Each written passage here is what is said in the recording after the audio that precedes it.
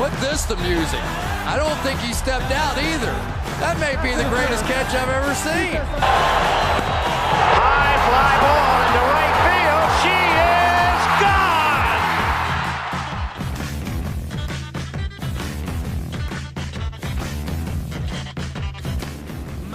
gone! Hey, welcome to the inaugural episode of our Binghamton Sports Talk Show, Tailgate Talk. I'm Brendan Mount. I'm joined by my co-host Logan Strobin. And let's get right into it. So, for starters, the big news this week was the Astros defeat the Yankees in the ALCS in a heavyweight matchup between MVP candidates Aaron Judge and Jose Altuve. Starting Tuesday night, 8 p.m. Central Time, it's Game 1 of the World Series. Clayton Kershaw squaring off against Dallas Keuchel. Yeah, so that'll be a big matchup. And then, in other news, the Jets had a fourth quarter meltdown against a Miami Dolphins team without Jay Cutler, who gets injured in the third quarter, and their offense came to life against the hapless Jets defense. Also in the NFL, the Chicago Bears, with only 4 complete passes, defeat the Carolina Panthers as they continue their miraculous season. Yeah, in a game where Cam Newton played horribly and the Bears defense really showed up pretty late. And the Rangers continue their very lethargic start as they have 2 wins to date on season. It's pretty bad. And Red Sox and Mets hire new coaches, Cora and Callaway. Ron Gardenhire also joined the fray. Tigers, Nationals, Phillies, Mets, and Red Sox all cutting their managers. Still 2 spots remaining open. You might look for Kevin Long, a Mets hitting coach, or a few other candidates that pop up, and potentially even Joe Girardi might free up if they end up firing him from the Yankees managerial spot. Going into our injury report, Gordon Hayward in his first 6 minutes with the Boston Celtics, breaking his ankle, requiring that he will be out for indefinitely. It's really tragic. A lot of NBA players came to his defense on Twitter, including LeBron James, and Kobe Bryant actually called him and had a really nice talk with him because he's gone through a similar injury. Corey Seager, his back issues, did not participate in the National League Championship Series, will be playing tomorrow night. He is ready to go, and he will be starting at short for the Dodgers. Yeah, that's big. They need him in their lineup. They play better with him in their lineup as he is one of the best shortstops in the league at the very young age he is. And Chris Paul, in his first few games with the Rockets, actually gets injured as well. He tears meniscus in his knee. He should be back in a little over a month, a couple weeks, 2 to 4. And they'll be missing him in the lineup. James Harden, he actually just won Player of the Week, so he's holding his own on that very good team. Fantasy owners held their breath when Aaron Rodgers had a tough fall on his shoulder, requires collarbone. Injuring his collarbone, and will be out indefinitely, possibly the entire season. Brett Hundley comes in to be the starting quarterback for that team. A lot of fans were calling for Kaepernick, even retired quarterbacks to come back and try to man that position, but it seems as though Mike McCarthy and the Packers prefer to go to the 3-year veteran who's never started a game before, and he did pretty poorly against the Saints this weekend, but let's see if he pulls it together. In other quarterback news, Carson Palmer, no surprise, injures himself once again. This time he breaks his arm. He's out 8 weeks, most likely out for the season, as they have not won very well without him in the lineup. In more positive injury news, Leonard Fournette, the lead back for the Jaguars, expected to be ready following the Jaguars' bye week. He should be ready to go for Week 9. Yeah. And looking forward for the week and coming weeks in sports, the World Series matchup is, as we said, Tuesday night, 8 o'clock Eastern. That's Game 1 between the Dodgers and the Astros, and that figures to be a really good game. It's actually the first time since the 1970s that 2 100-win teams have played in the World Series, that's a big-time matchup. Primetime football this week, Monday Night Football, Chiefs and Broncos, as well as the Cowboys and the Washington Redskins, playoff implications against heated division rivals. Yeah, you got to look for the Broncos to bounce back. They've played pretty poorly in a few weeks, losing to the Giants in a pretty embarrassing effort. And Cowboys, Ezekiel Elliott, you know how many more games he's going to be playing, most likely 1 more at least. probably going to miss the next 6 games after that, following like the 10th hearing from the courts.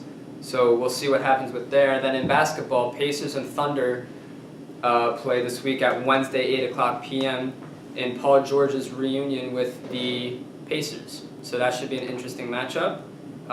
Look for a revenge game there. And next we have World Series preview. Well, we're going to do matchup by matchup. We're going to go position by position. So starting off with catcher, we have Austin Barnes and Yasmani Grandal against the tandem of Brian McCann and Evan Gattis. I mean, I think this one's pretty easy. I think the Astros definitely have the leg up in this one. Offensively, Evan Gattis is having another powerhouse season. Brian McCann, always a stable veteran behind the plate. Austin Barnes, clearly not proven in the playoff atmosphere. Yasmani Grandal leading the league in pass balls, never a safe bet behind the plate. And it should be noted that in the ALCS, both McCann and Gattis struggled early, but did come up with a huge home run late in the series, and McCann had a huge 2-run double. And look for the starting rotation of the Astros to really thrive with them behind the plate, particularly McCann, because he's a veteran and he does not play bad baseball ever, especially in the playoffs. So that's a good matchup, and the Astros typically will have that, you would think. On to first base, we have likely NL Rookie of the Year Cody Bellinger against the streaking hot Yuli Gurriel. Yuli Gurriel. Yuli Gurriel has had a really good season. It's actually interesting. He and Bellinger are both rookies, except Bellinger is very young, 22, 23 maybe, and Gurriel, I believe, is 33. He's deep in his 30s. As a rookie, just came back from playing down south in Cuba. Bellinger has that big home run potential. Gurriel has had an amazing postseason. And it should be noted, Gurriel is extremely good with runners in scoring position, and he is their best hitter with men on base. And that's something that they have struggled with, the Astros. And they've looked to him to be their big run producer, and he's come through for them. But you would think that Bellinger has definitely the leg up, and the Dodgers, they look for Bellinger to be a huge presence in their lineup atop it. Speaking of huge presence in the lineup, Jose Altuve has carried the Astros throughout the entire season and into the postseason. He's hitting over 400 in playoff baseball. The likely AL MVP, he gives them a clear advantage over Logan Forsythe, the utility man for the Los Angeles. It's really not even close. The Dodgers made a trade for Logan Forsythe in the beginning of the season, and they were hoping for a guy atop their lineup that could score some runs and play solid defense and play a few positions and be their super utility man. And he's been okay, but he's not Altuve, because Altuve is the best player in the MLB, in my opinion, right now. And that's a matchup that absolutely the Astros need to exploit if they're going to win the series. He needs to stay hot, and he did play extremely well towards late against the Yankees, particularly with back-to-back home runs in 2 games to win the season. Onto the hot corner, the career renaissance of Justin Turner continues, again leading the Los Angeles Dodgers to another postseason, into their first World Series in over 30 years. He has been simply amazing since coming over from New York. He is unbelievable, and then that's against Alex Bregman of the Astros. And I see Alex Bregman as a player that the Astros really look for to keep them hot, because he doesn't hit that high in that lineup, and he's a really big source of runs and RBIs and power in the 6-hole, 7-hole in that lineup. And unless they move him up, he's their main run producer deep into the lineup. And I think he has a really good chance to outperform even Turner if Turner doesn't keep up his MVP type postseason.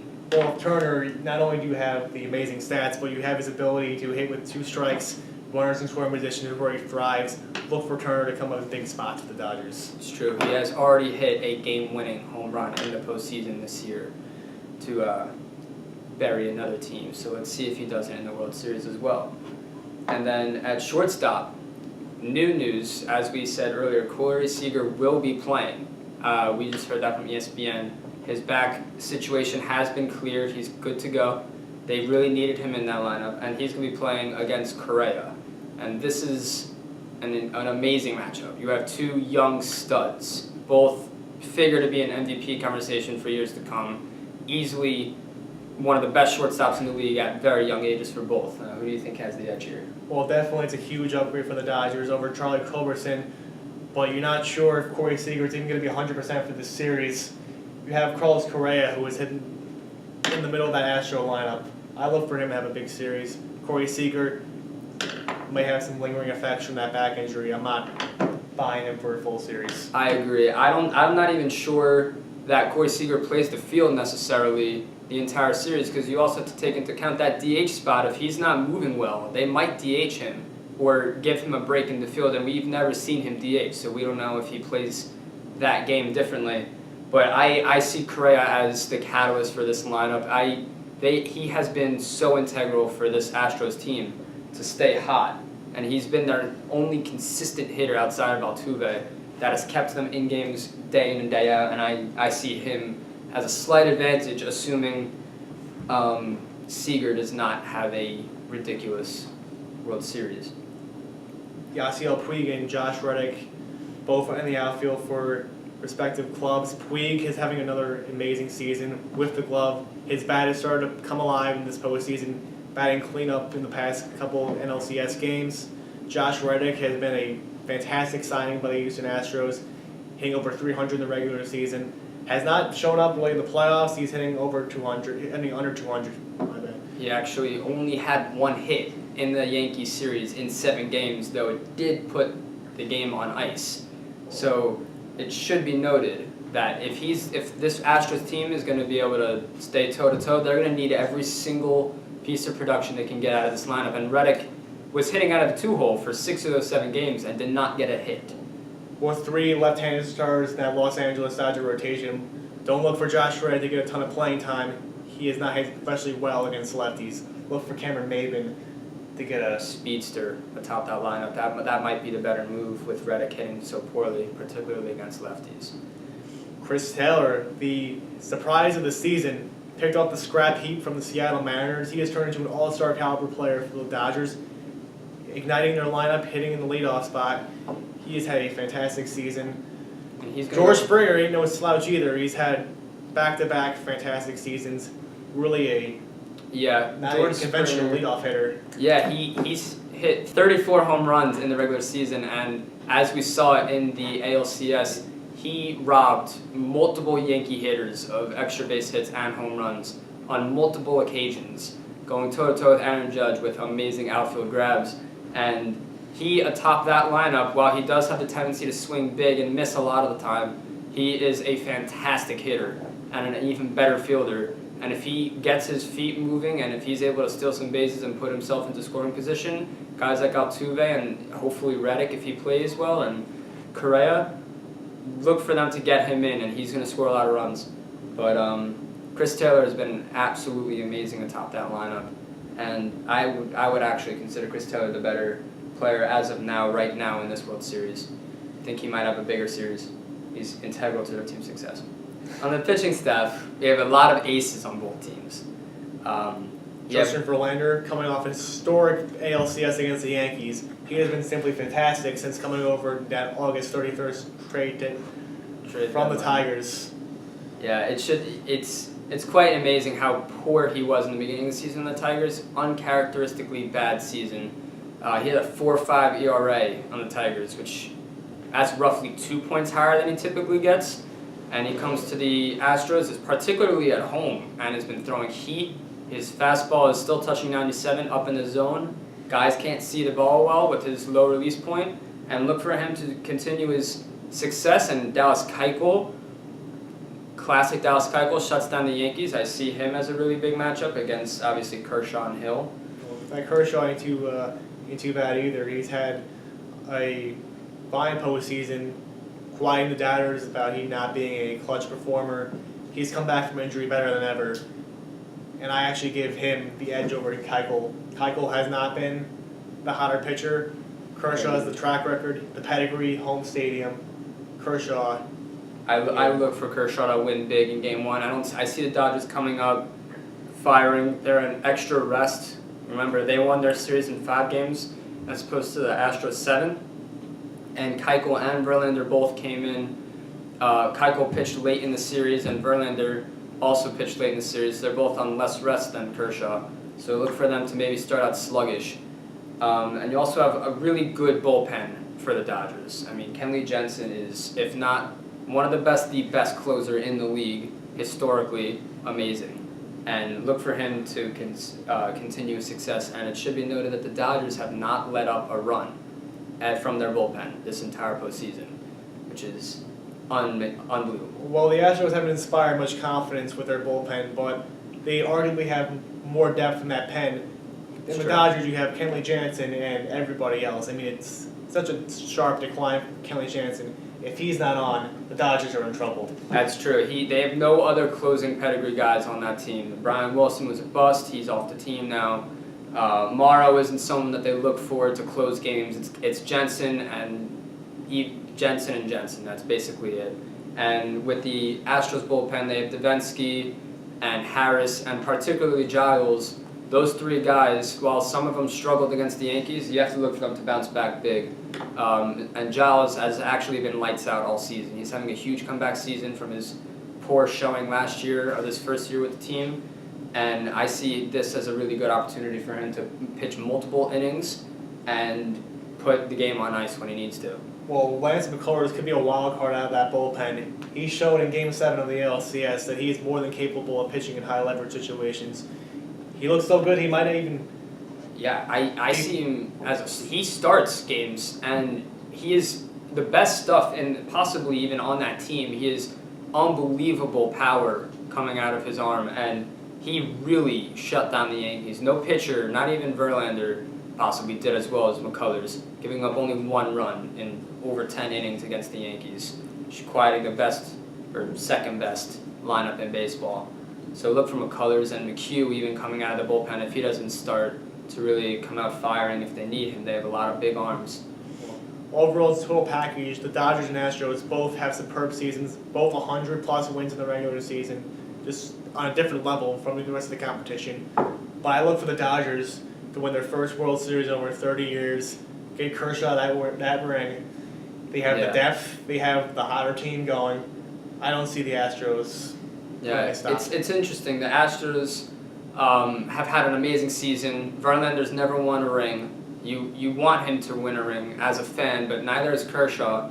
And while the Astros, I mean, they have had zero playoff success outside of this year, basically, neither have the Dodgers in recent years. They have been unbelievably disappointing, and it's refreshing to see them in the spot. They have not been here for over 30 years, as Brendan said. And I see them winning this series, I think, in 6 games. The Astros will give them hell, but I think Dodgers pull this one out and look for Kershaw to win the MVP of the series. Should be a heck of a series starting Tuesday, 8 p.m. Dodger Stadium, Game 1 of the World Series. Should be good. Yep. After the short break, we'll be hearing from Matt Bennett, our football and hockey specialist. Stay tuned. This is my co-analyst, Matthew Bennett. Thank you. I'm here today just to talk a little bit about hockey and upcoming news that's coming within the NHL world. Just to start off, the 2 local New York teams, the New York Rangers and the New York Islanders. The John Tavares and his New York Islanders started off the season with a 4-3 start, a little bit rocky here and there, but we'll see how that pans out. The New York Rangers, on the other hand, Ryan McDonough and his team is facing a lot of hardships with Alain Vigneault as the coach and Henrik Lundqvist having a shaky start to the season where they start off with a 2-5 record. So we'll see how that pans out over the next few weeks and how the players react to these hard losses. In terms of injuries, the 45-year-old Jaromir Jagr, playing on his 6th or 7th team already, the old man, is suffering a lower body injury, and the Calgary Flames are to put him on the injury reserve. In other injury news, Marc-Andre Fleury, the star goalie for the Golden Knights, the new Vegas team, is suffering an injury too, should be out for a couple weeks, and unfortunately the backup, Malcolm Subban, is fortunately having another lower body injury and should be out indefinitely. So we'll see how that pans out over the next few weeks. The stars of the week for the NHL world is the star Steven Stamkos and the Lightning playing outstanding. Nikita Kucherov, the second star, having a 7-game scoring streak, and Logan Couture playing the role as the third star of the week, as the Sharks tonight are playing the Rangers at 7 o'clock. So we'll see how that pans out. In uplifting news, the New Jersey Devils' Brian Boyle, center, who was diagnosed with cancer only last month, is able to practice now and is expected to recover, and the city of New Jersey is joyous and very happy that their star center is able to come back, and in fact, a mural is being painted in New Jersey in honor of his disease, and the city is joyous that he will be able to play again for the Devils. This really highlights hockey players' grind for the sport. You rarely see them miss time. They fight through everything. It's just status quo in NHL. And that seems to be it for our hockey news. And we're going to go through we're going to play a game called Pretender Contender for the NFL teams, as we're a little bit less than halfway through the season. And we're seeing some teams kind of show their true colors at this point, with injuries kind of derailing seasons, as you see in Green Bay, and improved quarterback play saving other teams. So for the first one, the Jets, really surprising start. I'm happy. I'll take it. As a Jets fan, we all kind of wanted them to lose, but they've already won too much. So we're really hoping for them to, I guess, continue developing their young stars. And on the defensive side, Jamal Adams has been playing amazing football, and Leonard Williams, again, continuing to develop a much better season so far. The Jets, I was hoping that it was kind of going to be a fluke season, maybe pick up a good quarterback in the draft next season. But I mean, these wins, they're better than the Giants, they're better than a lot of teams, but this past loss to the Dolphins was just a straight-up embarrassment. It's classic Jets move. They blow a late lead, the Dolphins lose their starting quarterback, Jay Cutler, as he was in a chair similar to ours, a week before the season started. And you saw the Jets player with that outstanding catch in the end zone, and he jumps into the stands, and he sat in a chair celebrating. It was a great celebration, but they lost. It's exciting. And as a fan, it's disappointing. Are they contenders? No, they're not. But they are contending a hell of a lot more than maybe we've liked them to, but certainly than we thought they would. And next we have the Steelers, and they've had a really interesting start. Ben Roethlisberger was talking about retirement in the beginning of the season. He seems to have put that at bay, but his play has been suggesting otherwise. He has not been playing well. He did get a little bit on track in recent games, but you need to look for him to get back on track. He's had really bad career games on the road, and that's continued this year, and he's gotten progressively worse.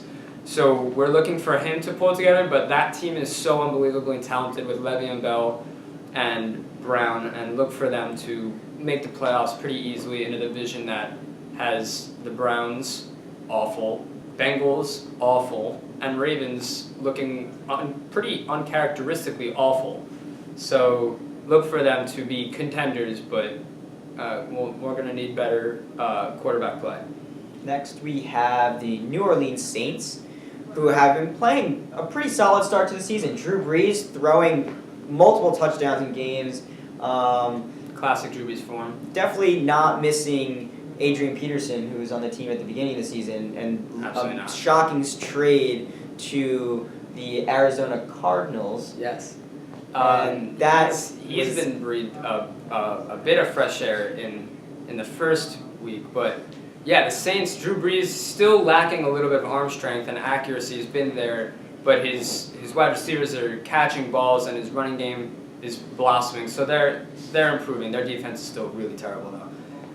They are contenders though in a very weak division. The next one is the Chiefs, and people were talking that Patrick Mahomes, their rookie quarterback, might be taking the helm, but with the way Alex Smith has been playing, fantastic. MVP type season. Easily the best quarterback right now so far. Alex Smith combined with that star defense of theirs really can go a long way. Big contenders in the NFL. And Kareem Hunt. I mean, he is unreal as a rookie running back, blowing through records, putting Zeke on watch, if you want to be completely honest. Kareem Hunt is killing my fantasy football team. I have him in fantasy, so I'm winning. So look for the Chiefs. They've been unbelievable in the start of the season, and look for them to maybe clinch the best record in football. And then next we have the Seahawks, and they're a puzzling team because in recent years they've had the same exact narrative. Legion of Boom, unbeatable defense, running game, suspect, pretty okay. Quarterback play, holding them together at the seams. Receiver play, pretty explosive. And that offensive line is a revolving door of mediocrities. Last night against the Giants, Russell Wilson gave up the ball twice to the Giants in the red zone, which forced them to not score either times. And this was a huge issue, but Russell put the team on his back and really did well and ended up winning the game in the end 24-7 against the Giants, which just proves how the Giants are lacking in the defensive department. Especially the offensive department with all the injuries. So Seahawks are contenders in another pretty suspect division. The Bills, briefly talk about them. They are a mediocre team, pretty okay on defense, amazing running game with LaShawn McCoy, pretty okay quarterback play. Haters are going to say it's fake, but Tyrod Taylor's having a good season. Look for them to contend. They won't make the playoffs though, so we'll call them pretenders. Cowboys, having an interesting start to the season in the sense that they've been winning games but not prettily. And, Zeke and his suspension issues, you don't know if he's going to be playing for the rest of the season. At this point in the year, 6 weeks might take them out of playoff chances. They are contenders, though, with their current roster.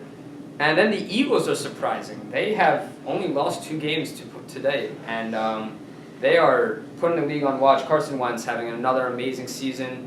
They're certainly contenders, and again, another really unbelievably weak NFC East with the Giants anemic on offense. Eagles are actually playing tonight in Monday Night Football primetime against the Redskins, so we'll see how that pans out.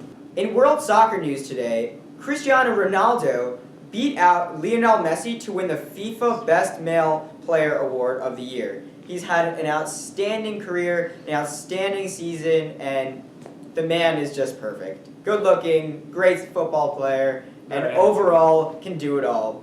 After the brief break, we're going to watch some not top 10 plays, and we're going to invite Brendan Mallon, our baseball analyst, back on the panel, and we're going to go through managerial candidates and who fits where. Well, it's good to be back again with you guys. Well, furthering our discussion from before, managerial positions of the Red Sox and the New York Mets have been recently filled. Alex Cora and Mickey Callaway filling those positions, as well as Ron Gardenhire with the Detroit Tigers from a little while back. The Nationals, after unceremoniously dumping Dusty Baker, and the Phillies have also 2 spots remaining. Both the Phillies and the Nationals have openings, and both require managers doing different things for each team. The difficulty with the Phillies' job is the fact that they're rebuilding in a very slow rebuild, and you need a manager that's going to develop these players in a way that will make a contender for the future. And hopefully after the 2019 season, they'll be able to sign potentially Bryce Harper and or other big free agents. And speaking of Bryce Harper, that Nationals opening, you got a year left, guys. Whoever you're hiring... I do not agree with that Dusty Baker fire. He just very... I agree. It's very I think unceremonious. Dusty Baker really brought that team. He united that clubhouse with all the egos and all the big heads in that team, the big contracts in that clubhouse. Dusty Baker did a fine job, and he really... I don't know where the Nationals... They're gonna have a hard time replacing that type of presence, and dealing with that type of team is difficult. It just seems this Baker just really comes off as the scapegoat for the Nationals once again. Blowing up in the postseason. Not even getting out of the first round. The Phillies, a little surprising as well. Pete Mackanin did a fine job bringing along those young Phillies. A little more pressure to win in that market now. They've been building for quite a while. We'll see who ends up filling those positions within the next couple weeks. And with that, that brings the end of our first episode. I'm Logan Strogan. I'm Matt Benak. I'm Brendan Mallon. This is Tailgate Talk. See you later, guys.